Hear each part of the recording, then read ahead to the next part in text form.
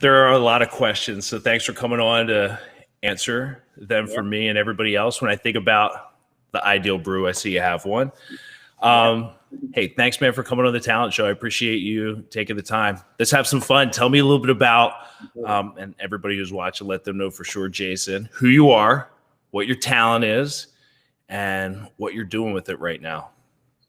My name's Jason Hinkle. I'm the founder, owner of a company called Ideal Brew, which has kind of been my idea for quite some time. And it actually changed a lot over the course of its original thought into what it is now. But it definitely has been a long journey, but it has all been centered around beer and building the beer community and just my love of what, craft beer community is all about. So I, How long exactly? How long exactly? You said it's been around for a long. The idea has been around for yeah, a yeah, long yeah. time. I was going to say, it, well, before I was of a legal drinking age, Ideal Brew was a concept that I had. And in fact, Really? it had like a bunch of different, kind of, so my grandparents have a house in Lewis, Delaware. Or at least they did. They still Okay, for a while. nice. So I remember when I was living down there, I used to work down there every summer. I was in college, and there's a brewery down there that a lot of people probably know called Dogfish Head. And Dogfish Head was one of the first breweries that I really had like beer that was different, like beer that was different from your traditional Bud Light, Miller Lite, Coors Light kind of run of the mill college beer. And you drink like something like they had a 60-minute, which was continually hot for 60 minutes. And when you have that beer for the first time, and all you've ever really had before that was a Miller High Life, which I'm not knocking Miller High Life, by the way, because every once in It a is while. the champagne of beer, Jason. Don't. Exactly. It really kind of changed my whole perception on beer, and I was like, "Wow, this is completely unlike anything I've ever had." And it tasted, it kind of set me on the path to really trying to figure out what this beverage was all about. Because truly, beer is the most varied beverage in the world. I mean, there's no other beverage that has such a broad palette of different ingredients and different styles than beer. And so I started home brewing to kind of get my head around a lot of things. There's a brew shop in Delaware called Extreme Brewing. I bought my first beer kit from them. The first beer I ever made was a recipe from Sam Calagione, who is the owner of Dogfish Head. It was called A to Z Brown Ale. And I overcarbonated it, and I ended up having like the bottles explode a little bit. But lessons learned. And I remember brewing my first batch of beer, and I had like all my friends over, and I'm like, "Look, everybody come like drink this beer that I made." And I don't know, and that's really what it kind of did for me. I think it was being able to create something, being able to to make a beer, a beverage that everybody, I went to college, obviously, years, life, trying to be the life of the party. And, you bring a case of beer, but imagine coming in and bringing like, I made this beer. And you like, wow, everybody. And they're like, this is insane. So I kind of got bit by the bug, if you will, by the beer bug, if you will, at that point. And beer just became a passion for me because it was a true art form. I viewed it as an art form. So you had this idea before the legal drinking age, right? So tell me about Ideal Brew and the idea of this all, right? So Ideal Brew was originally my concept for something like almost like it transitioned into what it is now. But originally I wanted to do kind of like how like there's a lot of pampered chef parties and stuff they do for Mary Kay or all that kind of these like direct sale kind of businesses. Well, back in the day,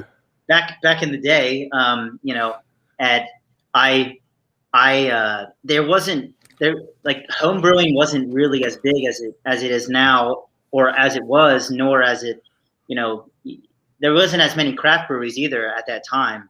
So I thought of an idea to bring people in, to have like a direct sale kind of catalog that people could buy homebrew equipment. They could learn brew beer. Everybody could hang out. They could brew a batch of beer now and just kind of have like an educational homebrew party for guys, like a Mary Kay or like a Pampered Chef party for guys. Where we because every guy wants like a Mary Kay type situation on the weekend. That sounds but drink and have a great time. So yeah, that was kind of what it was originally, and then it became more into less of the direct sale kind of concept, and it became more of a just like a party planning. I wanted to do more of party planning events, and so after my time in Delaware, I moved to New York City in around 2010. I got heavily involved in the beer scene during my time there. What's the beer scene in New York? Tell us about that. Like, what's the beer scene in New York? I don't know. Yeah, I mean, it's the, and there's a lot of other really great beer cities in the country.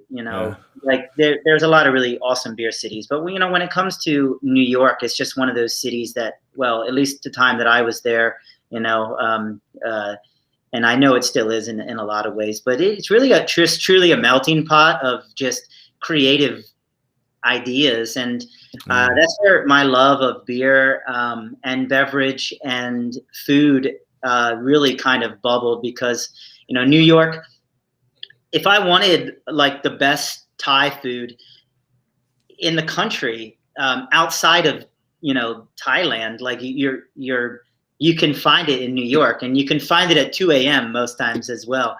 And it's just like it really just fueled my love of food and drink. And you go to these restaurants and you try these beers.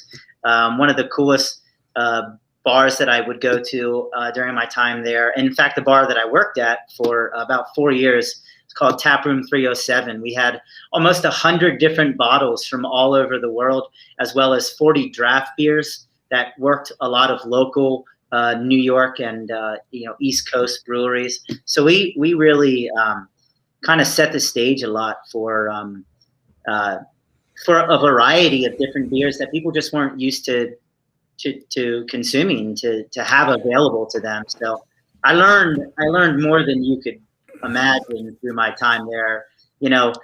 Poured hundreds of thousands of bottles and draft beers and tasted all of them, and so it really developed my palate to a point where I feel pretty confident in my beer knowledge. There's also a certification program. Go ahead. No, go ahead. What's that?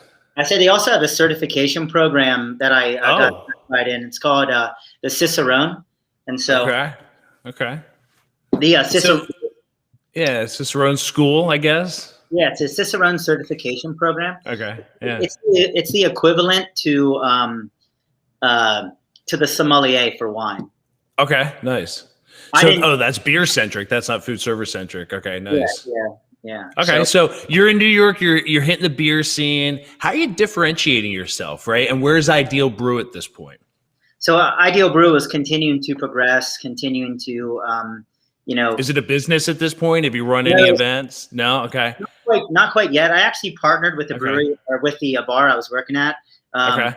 So, how'd you start differentiating yourself there, right? Like, Ideal Brews in the background, you're kicking it up, you're partnering, but you're in there mixing it up in the beer scene. How's Jason differentiating himself, right? How you building a little bit of a name and a little bit of a cred, right? Like, was that in the back of your mind as you're building up this side gig? Yeah, I mean, it was in kind of an evolutionary process, if you will, being able to, continue to build my beer knowledge. I had done a bunch of different things. I mean, I even produced me and a really good friend of mine produced a little beer series where we went around to a bunch of different breweries and restaurants, and because he works as he works in production in New York, and I said, hey, I got this idea to check out these breweries, and we were able to shoot a bunch of different episodes. We shot some in Philly, we shot some in New York, and it just was one of those things where I was funding a lot of it, and it kind of stalled out in that sense, because there was an episode or two we put out, but the the cost of editing and all that kind of stuff just really we went out to Denver. I mean, we shot at the Great American Beer Festival, which is the biggest beer fest in the country. So it was one of those passion projects. Again, an evolution of Ideal Brew. Yeah. Do people see you doing this in New York? Like, do people see you okay, cool. That's cool. Okay, cool. So, I mean, and I still have friends to this day that still hit me up from New York, and they're excited about what Ideal Brew has become now after 3 years or so in the greater Philadelphia area. And what it's become now is more of it's essentially, I call it your own mobile beer garden. It's a mobile beer bar service. I took a 6x10 enclosed trailer, framed it out. My cousin and I framed it out. We insulated the interior. I installed draft lines on the side. And so it's a 6 draft line mobile beer trailer. I built a couple of jockey boxes, which are cooler insulating, beer insulating systems. So I rent those out for any kind of events, weddings, birthdays, barbecues, festivals. That has been the kind of growing focus, is to provide these mobile beer systems in this mobile beer garden and bartending service for any kind of event, whether it be public events or private events. And then what I do is I work in collaboration with other breweries and distributors in order to buy direct from them, help promote their product. Because on like a really good event, one of which I do now for a couple years in this area is the Pottstown Rumble. It's a volleyball tournament they have every year in Pottstown, and it sees. Last year we went through almost 20 kegs over 3 days, almost 5,000 people showing up at that event. Wow. So you got people and you got people coming from all over the country that come there because they have a pretty substantial prize for first place in the different divisions. So you got professional volleyball players, people that have played on like professional circuits are coming there. And it's awesome to be able to showcase local area breweries and what people in this area that I know personally are doing at an event like that. And so Ideal Brew, it's become exciting because my whole motto, is this right here. It's great people, great beer. And that's just what it's about. It's about, for me, it's spending time, great community, great people, and providing them, the best I feel the greater Philadelphia has to offer when it comes to beer. So yeah. So, you probably met a lot of people out there on the scene, right? I was curious, right? I spent some time behind the bar, right? In food service. There's characters. Let me hear of a story from Ideal Brew. All right, what was a great run-in you had? I mean, you could years. I had 10 plus years of bartending, and I always joke around, and I know a lot of bartenders would probably say the same thing, but it's like if we would have known what we were getting into being bartenders, we probably should have got our degrees in psychology, because they say that, yeah.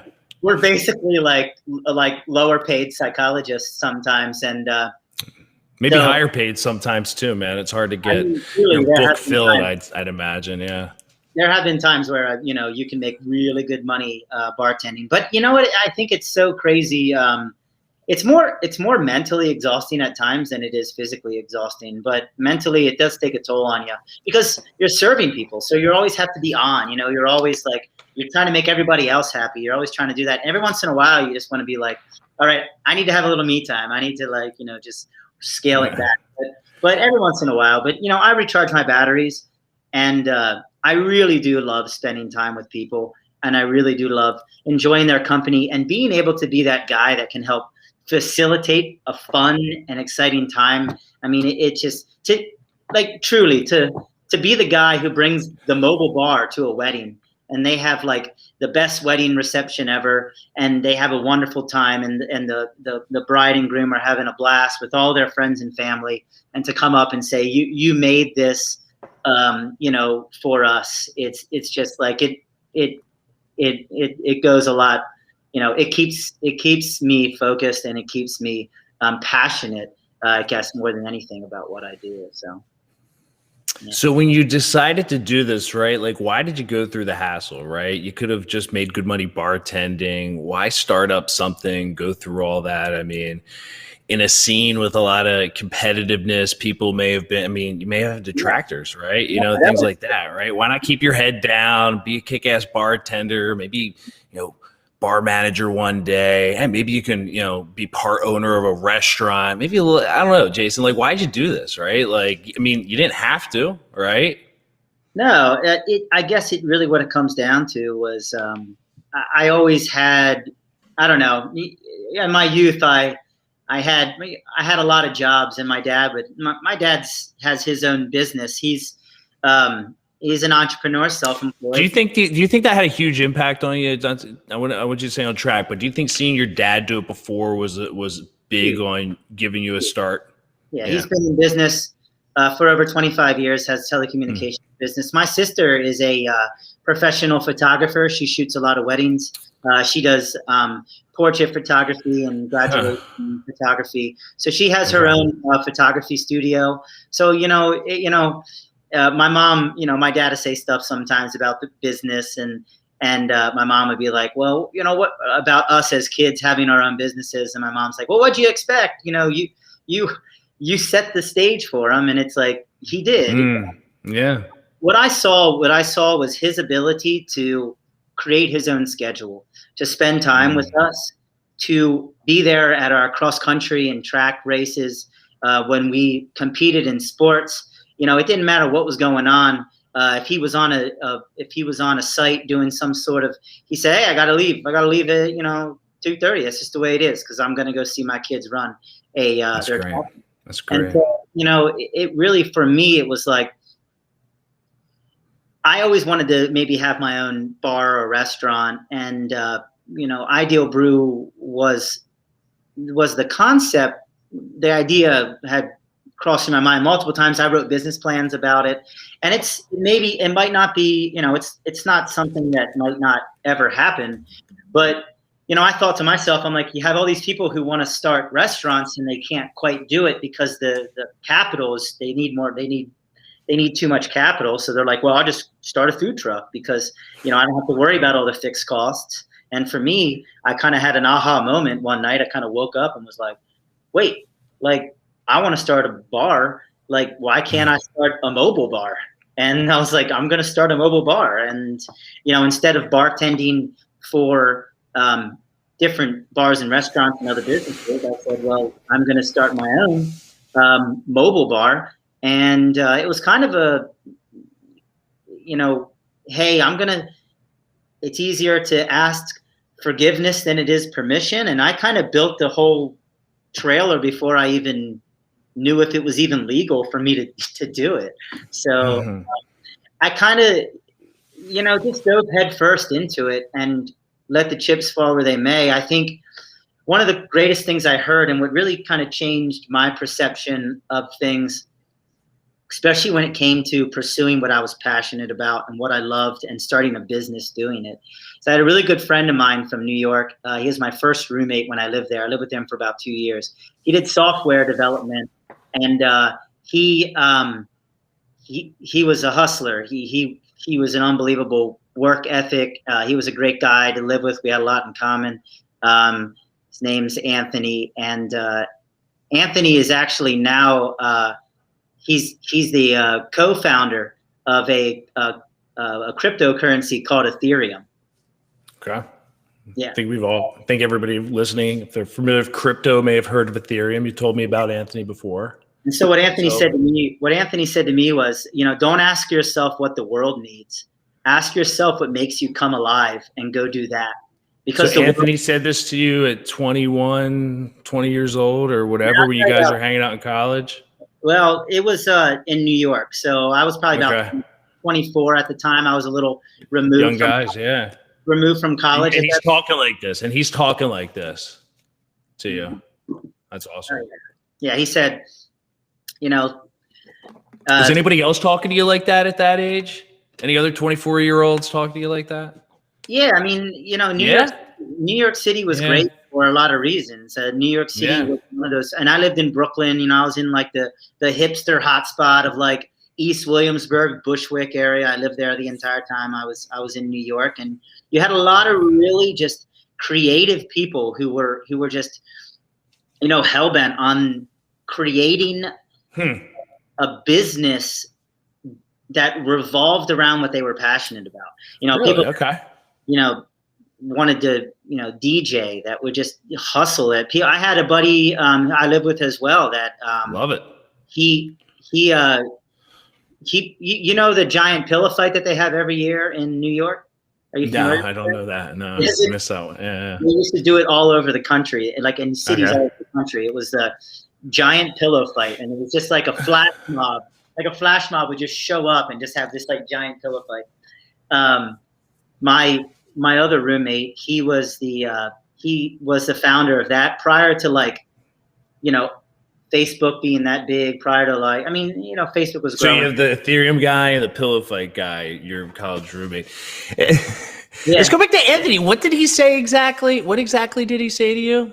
He said, don't ask yourself what the world needs. He said, ask yourself what makes you come alive and go do that. Because the world, go ahead. The world needs people who have come alive.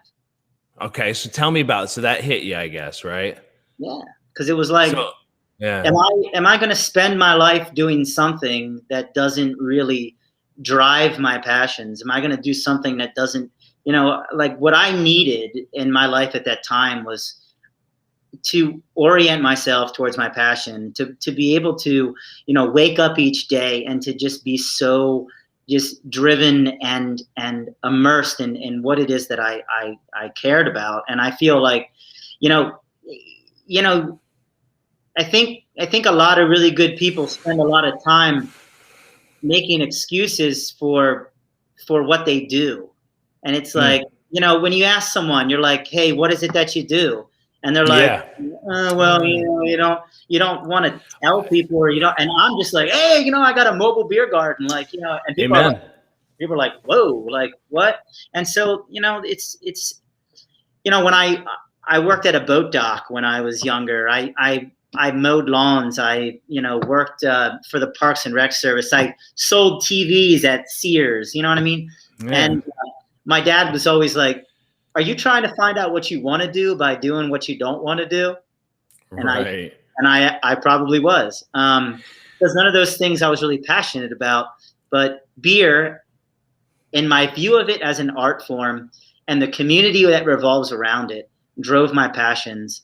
And I wanted to create something that I could give to people that could elevate that other brewers around me, that community, and really, share that. So that was really, my drive the entire time for it.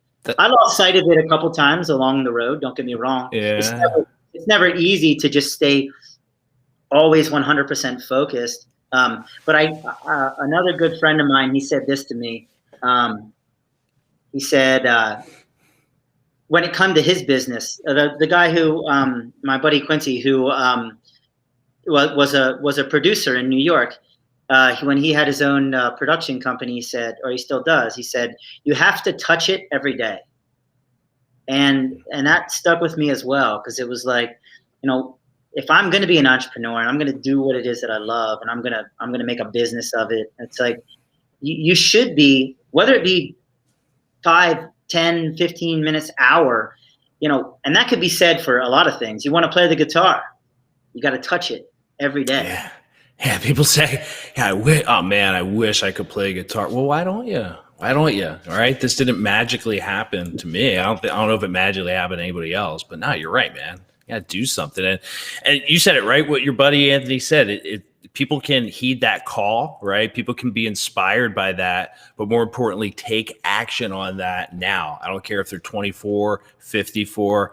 Earlier this year, in the spirit of connection, I think that's my talent, right? When people ask me what I do, I connect people, right? First and foremost, I connect people. I talk to people. I learn about people. I want to help people solve their problems in a meaningful way, not like in a self-help way, right? But in an actionable, meaningful kind of like, how can I do the most good for the most people, right? Is there something meaningful that I can do for the group? I met this woman at the grocery store telling me when I just connected with her how, yeah, I'm a former alcoholic. I just turned it around. I figured, 50 something, why not? I'm like, yes, why not? Right. So Yeah. I wonder how many people gave up and they heard that at some point, but don't kind of take the call. Right. And I think that's important because everybody has something that they can lean into. And if it's just serving, right? If you don't know what your purpose is, what your calling is, nobody is ever going to walk away from serving somebody and feeling bad about it, right? Maybe you can find your calling there. So, I mean, you talked about your desire to give to the community, pull people together, be a part of that, right? Not in an egotistic way, but it sounded like you had some value to add to that community. And I think you did a good job of talking about the value of Ideal Brew and Jason and what you bring to the table. I can't wait to see you out on the scene in the sunny summer, out about this season. But maybe as a wrap up, we're getting close to a half hour here, Jason. What are some of the things coming up, and what do you want to point people towards? What do you want to kind of lead into? What's next for you guys? I think so. The most exciting thing I have on the horizon here for Ideal Brew, beyond the beer trailer and the draft systems that I have for rent for events. It has taken some time due to the last year's circumstances, but about a year ago, I bought a 12-passenger Ford Transit van with the intentions of starting a brewery tour service in nice. in the Phoenixville area and beyond. So I have just been able to secure all the necessary liability waivers and insurances and things I needed on that level. I was able to build the website out with the help of a booking software that nice. I am going to be launching here within the next couple of days. You can go straight onto idealbrew.com, which is my website. Pick the event which you'd like. Choose the date in which you'd like to go on the tour. It's going to run Wednesday, Thursdays, and Fridays. Very nice. It will. You can book, get confirmation right over the website. Establish your pickup location, and I will show up in the brew bus and take you to 3 different breweries of your choosing within a 20-mile radius of the Phoenixville area. And you don't have to worry about the issues that come with parking and drinking and driving and Ubers. The whole party, up to 10 people, and pile all in the brew bus and enjoy a fun and eventful brewery tour. So when we find you at one of these events and you're not running it, you're maybe enjoying it, what will we find you drinking? What's your favorite beer? Ooh. It's people ask me this question a lot, and it's always like you better have a good answer. Yeah, this is your thing. Well, the funny, because it's like, it'd be like asking me, what's your favorite song? And I'm like, oh, like everything. Yeah. You know what I mean? Like, it just depends on what the mood that strikes me. Like, every once in a while, I like to throw it back to, listen to some Taking Back Sunday or something. You know what I mean? It's like the mood just hits you because you go back to like your college days or something. And so, I drink beer as the mood strikes me.